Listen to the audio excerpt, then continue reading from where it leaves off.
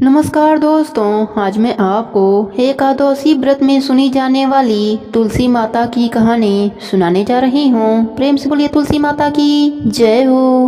भगवती तुलसी मूल प्रकृति की प्रधान अंश हैं। प्रारंभ में वे गोलोक में तुलसी नाम की गोपी थीं। भगवान के चरणों में उनका अतिशय प्रेम था।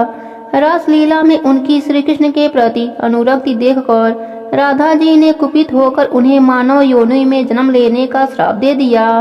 इससे वे भारतवर्ष में राजा धर्मध्वज की पुत्री हुईं। गोलोक में सुदामा नाम का एक गोप था। भगवान श्री कृष्ण का मुख्य पार्षद था। उसे भी किसी कारण से क्रोधित होकर राधा जी ने दानव योनि में जन्म लेने का श्राप दे दिया।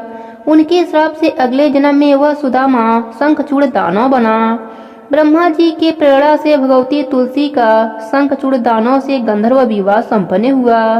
ब्रह्मा जी का वरदान प्राप्त कर उस दानव राज ने अपने पराक्रम द्वारा देवताओं को स्वर्गलोक से निष्कासित कर उस पर अपना अधिकार कर लिया। देवगण एकत्र होकर भगवान विष्णु के शरण में गए। भगवान विष्णु जी ने देवताओं को शंखचूड़ के जन्म एवं वरदान आदि की सब कथा सुनाई तथा उसकी मृत्यु का उपाय बताते हुए उसे मारने के लिए भगवान शंकर को एक त्रिशूल प्रदान किया तथा यह भी बताया कि तुलसी का सतीत्व नष्ट होने पर ही उसकी मृत्यु संभव हो सकेगी। इसका भी आश्वासन भगवान विष्णु ने देवताओं को दिया।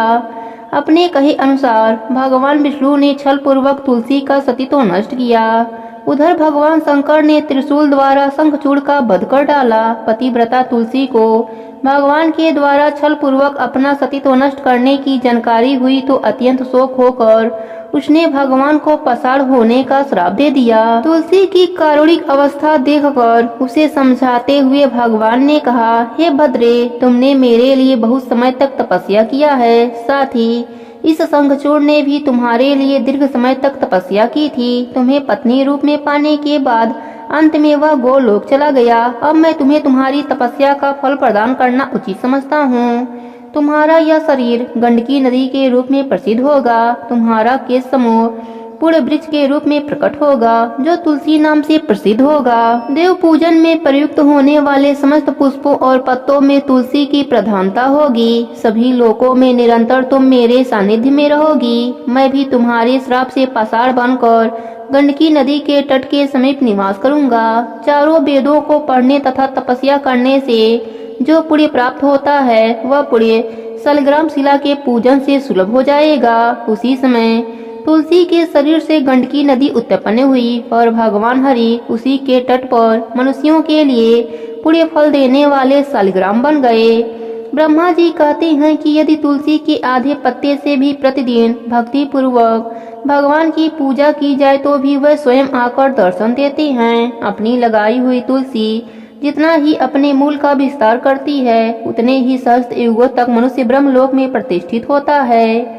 यदि कोई तुलसी को संयुक्त जल में स्नान कराता है तो वह सब पापों से मुक्त हो भगवान विष्णु के लोक में आनंद का अनुभव करता है। जो व्यक्ति तुलसी का संग्रह करता है और लगातार तुलसी का वन तैयार करता रहता है वह उतने ही पाप मुक्त होकर ब्रह्म भाव को प्राप्त होता है। जिसके घर में तुलसी का बगीचा विद्यमान है उसका वह घर तीर्थ के समान है। वहाँ यमराज के दूत नहीं जाते।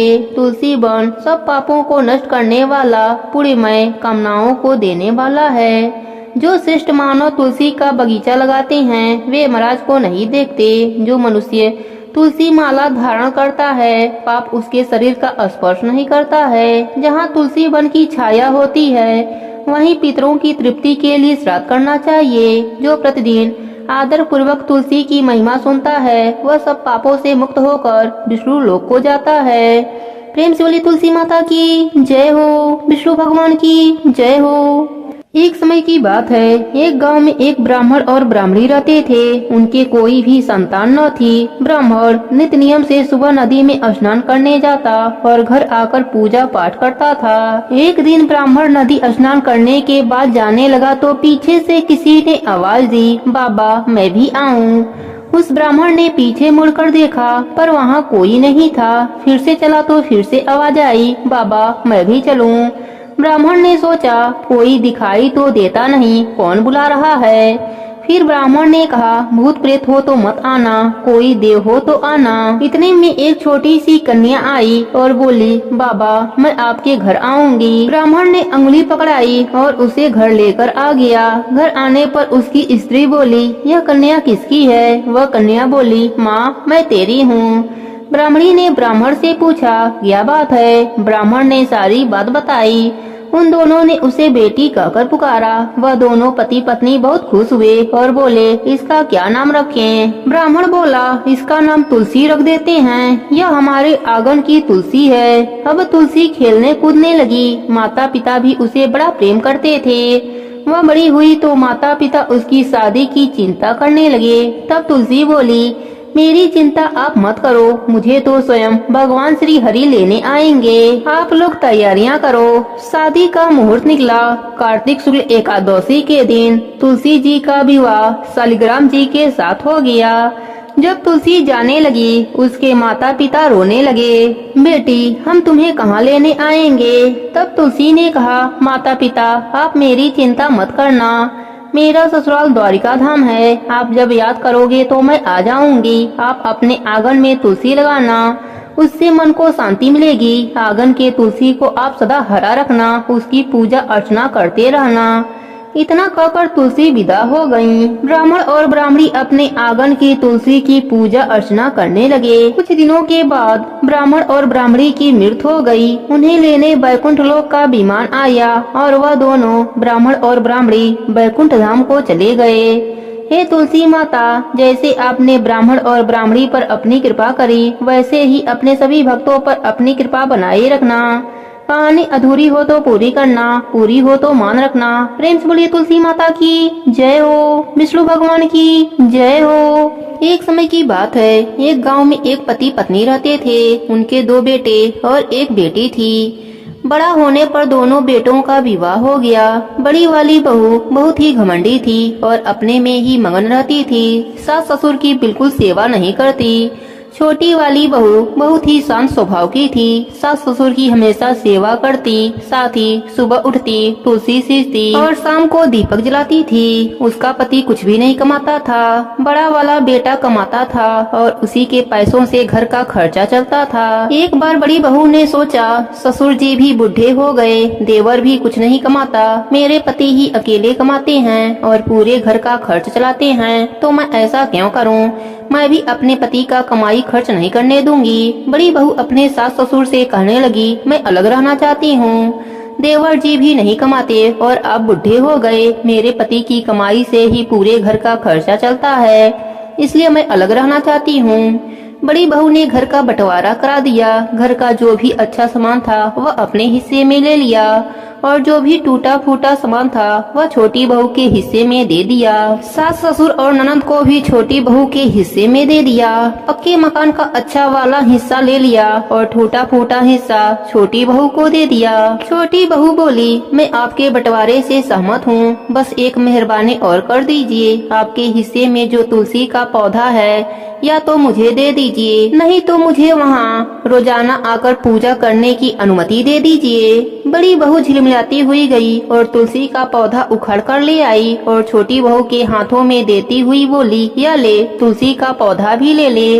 वैसे भी मुझे फुर्सत कहाँ पूजा पाठ करने की। ऐसा करने पर माता लक्ष्मी छोटी बहू के पीछे पीछे उसके साथ चली गयी। बड़ी बहू के घर से माता लक्ष्मी चली गयी और छोटी बहू के घर पर माता लक्ष्मी का वास हो गया, क्योंकि माता लक्ष्मी तो तुलसी के पौधे में विद्यमान रहती हैं। अतः तुलसी का पौधा छोटी बहू के पास आ गया था। धीरे धीरे बड़ी बहू के घर में परेशानियां होने लगीं। उसके पति की नौकरी भी चली गई, लेकिन छोटी बहू के पति को अचानक ही एक नौकरी मिल गई। वह बहुत ही मन से राजा के यहाँ काम करने लगा। उससे प्रसन्न होकर राजा ने उसे रहने के लिए मकान और खेती करने के लिए 100 बीघा जमीन दे दी। रात दूना दिन चौगुना तरक्की करने लगा और जेठानी के यहाँ कंगाली छाने लगी।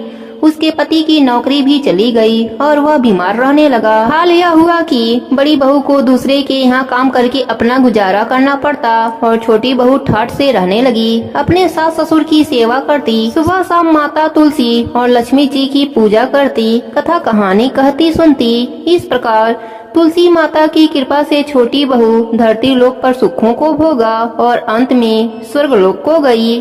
प्रेम से बोलिए तुलसी माता की जय हो, लक्ष्मी माता की जय हो। दूसरी कथा के अनुसार बहुत पुरानी बात है। एक गांव में एक बुढ़िया माई रहती थी। वह नित्य नदी पर स्नान करती और तुलसी जी को सींचती और तुलसी माता से कहती, तुलसी माता सबकी दाता, मैं बिरला सींचूं तू कर निस्तार मेरा।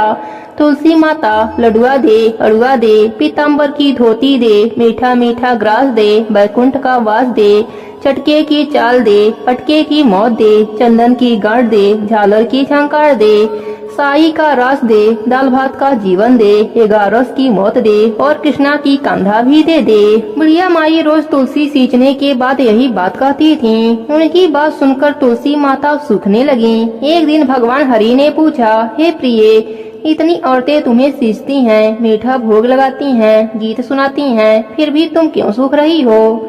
तब तुलसी माता ने कहा, प्रभु, एक बुढ़िया माई रोज मेरे पास आती हैं और रोज मुझसे यही सब बातें कहती हैं। मैं हर बात पूरी कर सकती हूँ, पर श्री हरि का कान्हा कहाँ से ला कर दूंगी? तब भगवान हरि बोले, जब वह मरेगी तब कान्हा देने मैं स्वयं आ जाऊंगा। कुछ दिनों के बाद बुढ़िया माई का देहांत हो गया। बुढ़िया माई के अंतिम संस्कार के लिए गांव के कुछ लोग बुढ़िया माई के मृत शरीर को उठाने लगे तो वह बुढ़िया माई इतनी भारी हो गई कि किसी से भी नहीं उठती। तब सब गांव वाले बोलने लगे कि बुढ़िया माई तो अपने पूरे जीवन में पूजा पाठ किया था, फिर भी यह इतनी भारी कैसे हो गई? तभी उधर से बूढ़े ब्राह्मण के रूप में भगवान हरि स्वयं वहाँ आए और पूछने लगे कि क्या हुआ। तब सभी कहने लगे, बुढ़िया माई का शरीर उठ नहीं रहा है, लगता है यह पाप भी बहुत करती थीं, इसलिए यह मरने के बाद भारी हो गई हैं। तब भगवान के रूप में प्रभु बोले, मुझे इसके कानों में एक बात कहने दो, शायद उठ जाए। लोग बोले, ठीक है, आप भी प्रयास कर लो। भगवान बुढ़िया माई के कानों में कहने लगे, बुढ़िया माई, मन की निकाल ले, अड़ुआ ले, गड़ुआ ले, पीताम्बर की धोती ले, मीठा मीठा ग्रास ले, बैकुंठ का वास ले, चटके की चाल ले, पटके की मौत ले, चंदन की गांठ ले, झालर की झंकार ले, दाल भात का जीवन ले, एकादशी की मौत ले और ले श्री हरि का कान्हा भी ले ले। इतना कहते ही बुढ़िया माई हल्की हो गई। भगवान अपने कन्हे पर उसे ले गए। बुढ़िया माई को मुक्ति मिल गई और वह श्री हरि के साथ बैकुंठ लोक को चली गयी। हे तुलसी माता, जैसे आपने बुढ़िया माई पर अपनी कृपा करी, वैसे ही अपने सभी भक्तों पर अपनी कृपा बनाए रखना। प्रेम से बोले तुलसी माता की जय हो, विष्णु भगवान की जय हो।